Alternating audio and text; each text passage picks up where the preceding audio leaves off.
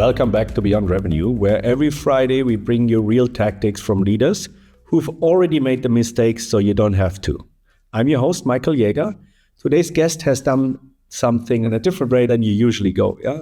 He held the CMO title, the CRO title, and in one case, even both in the same company within 12 months. On top of it, he's an extremely experienced entrepreneur and an operator. Nick Geurds is currently a CRO at Datamaran. Before, he scaled Lepaya, I think from 7 to 40 million ARR as CCO. So Nick, very, very happy and grateful to have you in the show. Pleasure to be here, Michael. Looking forward to our discussion of today. So before we get into it, please give us a quick picture of where are you at right now? What does the revenue challenge you're facing at Datamaran, and what's the one thing that's keeping you up at night? Well, there are several things that are keeping me up at night, unfortunately. At Datamaran, I've joined a year and a half ago trying to help scale the organization. We are focused on sustainability and impact as a technology. And around 65 to 70% of our market is in the US. So as you've probably seen, there has been some developments in the US political climate over the last year or so.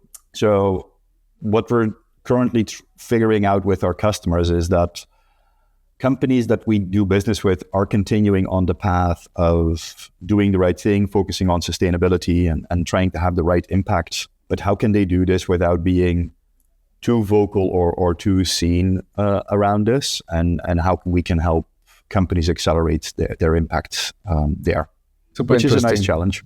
Yeah, fair, absolutely interesting. So you said in both roles, right, the CMO and the CRO, sometimes moving within the company from the CMO to CRO. What pulled you across to the total revenue management, except from the marketing part? The big thing that we're seeing, and I think you know the same thing, is that on the marketing side, we were always building trust and building community and building the network across the company and around the company. And building that network meant that from a marketing perspective, I was already touching the entire customer journey all the way from start to close to retention and making sure that the trust is built. Doing that also much deeper from a revenue perspective, carrying the number and making sure that it goes into the right direction. That's really the additional challenge here. And as I've held CRO and CCO roles in the past, it felt like stepping into a warm bath again and running the entire show. Fair enough. So if you had to describe the Datamaran's revenue motion in one sentence to someone who has, let's say, never heard about ESG software, what would you say? So what we help companies do is focus on their most material topics on a non-financial area. So if you think about ESG and you forget the whole acronym, it's all about managing your biggest risks and opportunities that are non-financial for your company and making sure that you have decent governance for that. And every company has more non-financial topics than financial topics to worry about, from reputational to environmental to maybe even legal, which could turn into financial. And what I have the fortune to be dealing with on a day-to-day basis is companies that have figured out their non-financial governance are typically much better run than companies that only focus on the financial governance. And that's really a joy to speak to boards and to speak to C-suite leaders of large companies that are not just maximizing shareholder revenue for this quarter, but actually thinking of shareholder revenue for the next 20 quarters or even longer. Nice. So what's the one thing about your current role that nobody warned you about? It's a good question. I think the biggest surprise, well, there is two. There is a positive surprise, which is the surprise I just talked about, that when you think you're selling software and you start actually talking governance and how you run a company, which is a really nice surprise. I think the one thing that nobody warned me about is that the moment I was stepping into this role, sustainability tech was the hippest and the best thing that you could do, because all companies were looking at it, massive VC and PE funds flowing into the industry. And 6 months later, that tide had completely turned around. And managing through such a massive external change is both humbling and rewarding, because everything I knew that was true 6 months ago wasn't true 6 months later. And that makes it very interesting. Sure. Nice. Like it. Yeah. And interestingly that it changed so fast, right? Just more or less driven by one person or one view. Yeah. So tremendously so. Yeah. I'm not sure if it's one view. I think when certain trends get very dominant, there is always sort of a counter movement that starts to move against it. I think, and again, this is the nice thing about being in this role is when you're selling HR software, or when you're selling ERP software, or when you're selling normal software, you can more or less predict the external environment. You can predict it for 70%. You can sort of see what. And here, this whole new change, it makes building the revenue engine and really making it resilient so much more of a thing. So it's also really honing the skill in making decisions and not making decisions, and making sure that you're actually building for being able to weather a storm instead of just managing a cloud or a bit of sunshine. Yeah, fair. So let's jump right into it, right? We want to talk about 2 tactics where you identified a challenge, which you applied, and the outcomes, and 1 tactic where you identified the problem, you applied a strategy, but the outcome wasn't positive. So where we learned something. Tell us a little bit about a moment in your, either from your marketing background or your CRO now, where you faced a challenge, the tactic you applied, and what was the outcome? I'll give you a example of a blast from the past, and I'll give you a very recent example. So I think an example, a blast from the past, is building a scalable ABM program. So the problem that we had, and I had this at Riverbed and later on also at Oracle, is that we were operating on a very long named account list. And when I say very long, I mean 5,000 to 8,000 companies that were named accounts. And the problem with that is that it's very difficult to create personalized and company-specific messaging, especially 10 years ago. Nowadays, with large language models, this gets a lot easier. But what we built was one of the first signal-driven account-based marketing engines. So looking at external factors, looking at call recordings, and looking at even meeting minutes to help create personalized messages that we would send out both online and offline to companies. And cracking the nut around scalability there was really key, because doing this for 10 or 20 companies is easy, but building a scalable factory that can handle 1,000 to 2,000 to 3,000 companies every quarter with a personalized message going out to 10 or 15 individuals. Yeah, that was really one of the nicer marketing projects to work on, and also really pioneering a lot of technology there. The impact of that was that after 2 quarters, we slowly started to see quality of engagements from the sales engine to go up, as measured by close rates going up from 15 to 20%. But after 3 quarters of doing this, we started to see that the close rates were going up to, north of 30% in quarter. And this all came due to the fact that we were constantly warming, retargeting, and engaging with the extended buyer audience. So I think that's a nice example of keeping the tenacity in building an ABM program and running that for longer than multiple quarters. Yeah, and building trust through focus, right? And understanding the pain. Yes, but also making choices about which companies are you going after, which companies are you not going after, and really sticking the line there. I think that's really one of the key things, or the learnings from that, was make a plan, stick to the plan, believe in the plan, stick to the plan. It's sort of that ongoing mantra of believe it when you can do it. Yeah. And a more recent example, at Datamaran, we are selling very high ticket items. So our legacy ACV is north of $250,000. And we were selling that as a full suite of products. Average length of a sales cycle, it was around 9 to 10 months. And as the wind started to change in the external environment around us last year, I made the bold decision to unbundle our suite of products and started to create a land and expand strategy with the hope that the lower ACVs would lead to shorter sales cycles, but still able to retain the logos.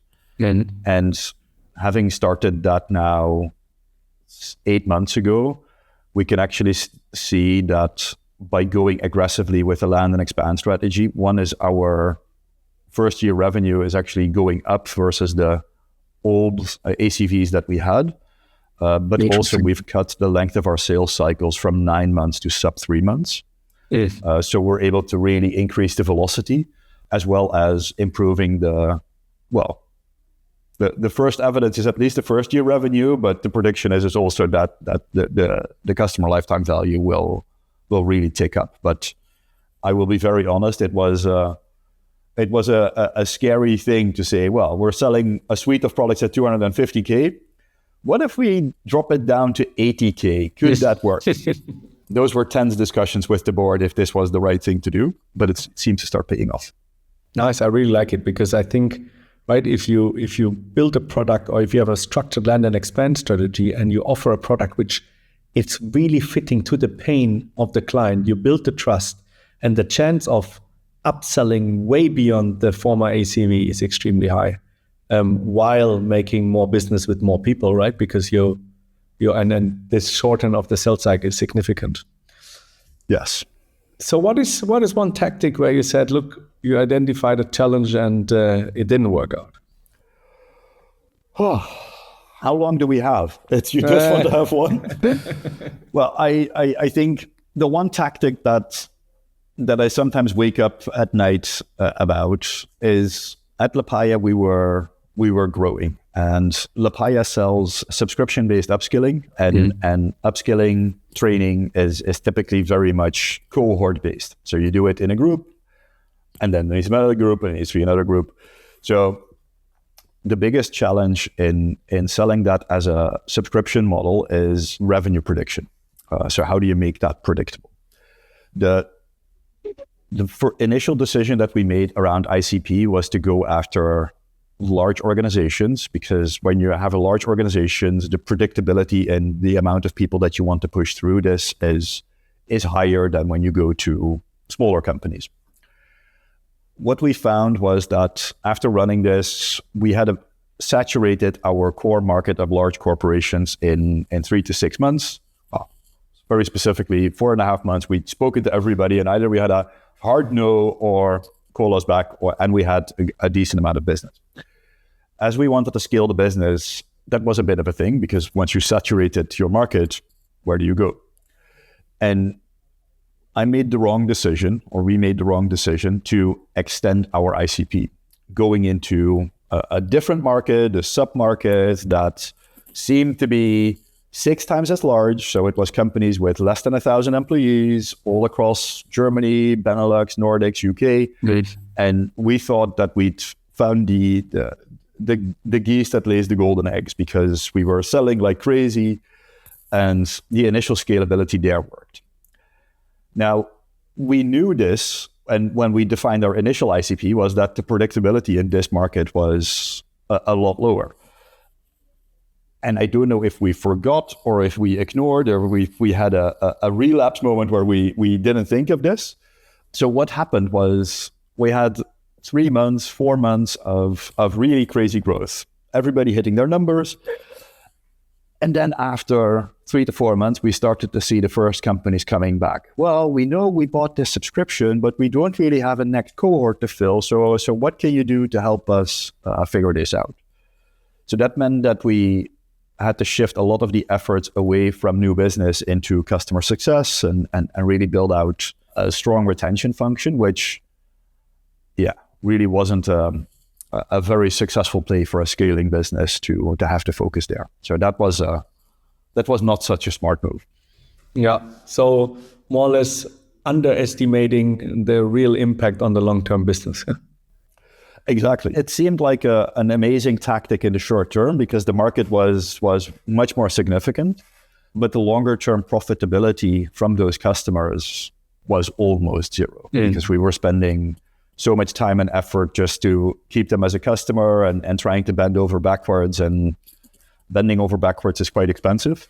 Yeah, that was not a very successful play. Yeah. That took well over a year to recover from that and build different propositions for those customers to actually bring those back to profitability. Yeah, and I think it's even a hard decision, right? Because while obviously new business is somehow your leading indicator of your future growth, is if you need to understand the business behavior, right? And then even then, so then the rolling back, or then having to put much more focus on retention on much smaller ACVs will be quite hard for the business. Like it, because it's I think it's a very tangible topic, and I think as we had in our pre-conversation, right, you need to understand your business metrics and the behavior of the business in order to successfully manage your business. Yes. So let me pull that together and wrap it together. So your first tactic was from the past, but I think it still holds quite valuable information. Where you said, look, we had a huge number of named accounts, and we were thinking about how can we actually build a trustful environment to constantly speak with them and pull them in without wasting time. So you built a very dedicated ABM motion, understanding the needs of the different customers and riding through signal-based, today obviously a very common thing, but very fitting communication towards them to build the trust and get them into the funnel. And I think the learning for today is still the same, right? You can only build trust with very dedicated fitting content, focusing on their pains and then building the interest around. And I think on today's world, it's even harder because you get a lot of signals, but you can generate a lot of noise which leads to nothing. So building a dedicated team on focusing on building a trust with your clients and generating the interest is a very interesting learning, and way ahead, because I think if you're way ahead, it's always interesting, the approach, because it differentiates you from all the others in the world. The second topic was much more about understanding and learning, and really building something where you can fully focus on your clients, And the third was a tactic which actually didn't work out, where you said, look, we had a clear focus and business model around large clients.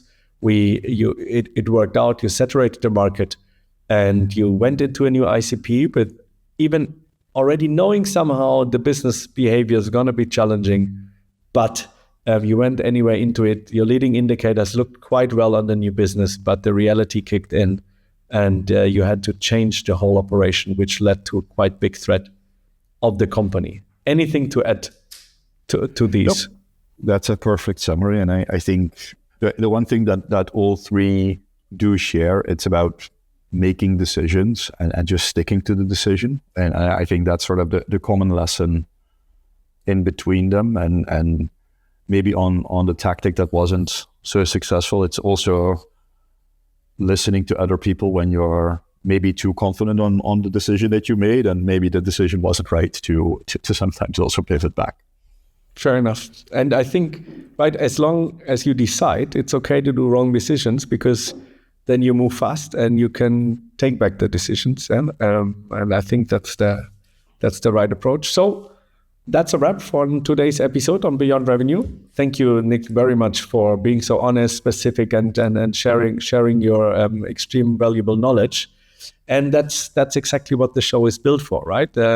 So learning from real operators, real tactics that work, and tactics that didn't work, but where you understand the decision making and can revert or change the tactics. So if this episode was useful for you, or you have somebody in your network where you think this could be interesting, learn it, please share the episode.